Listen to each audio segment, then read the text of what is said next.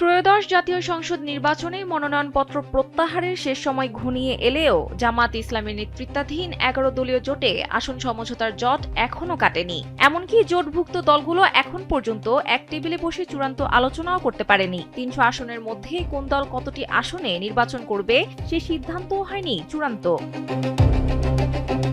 যদিও জোট নেতাদের দাবি নীতিগতভাবে কিছু বিষয়ে ঐকমত্য হয়েছে এবং আলোচনার মাধ্যমে দ্রুতই আসন সমঝোতায় পৌঁছানো সম্ভব হবে।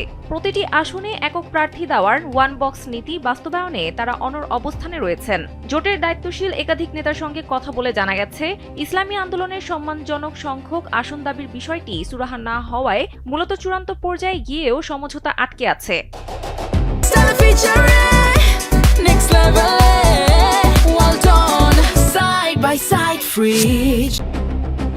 পাশাপাশি ৮ থেকে ১০টি আসন নিয়ে জটিলতা সবচেয়ে বেশি, যেখানে একাধিক দলের শীর্ষ ও জনপ্রিয় নেতারা একই আসনে প্রার্থী হতে আগ্রহী।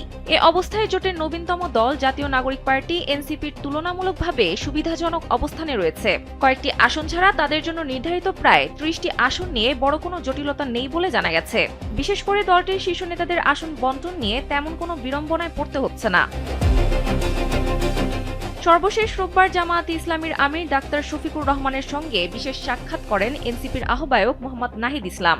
দেশের বর্তমান রাজনৈতিক প্রেক্ষাপটে বিভিন্ন দলের অবস্থান, নিজেদের আসন সমঝোতা, নির্বাচনী প্রস্তুতি এবং ভবিষ্যৎ করণীয় বিষয়গুলো আলোচনার কেন্দ্রবিন্দুতে ছিল বলে সংশ্লিষ্ট সূত্রে জানা গেছে।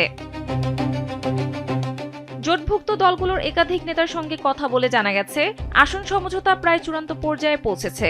শিগগির জামায়াতের নেতৃত্বে ১১ দলের সভা অনুষ্ঠিত হবে, সেখানেই আসবে চূড়ান্ত সিদ্ধান্ত। মনোনয়নপত্র প্রত্যাহারের সময়সীমা শেষ হওয়ার আগেই আসন সমঝোতার বিষয়টি আনুষ্ঠানিকভাবে যৌথ সংবাদ সম্মেলনের মাধ্যমে জামায়াতের আমির ঘোষণা দেবেন বলে জানান জোটের নেতারা।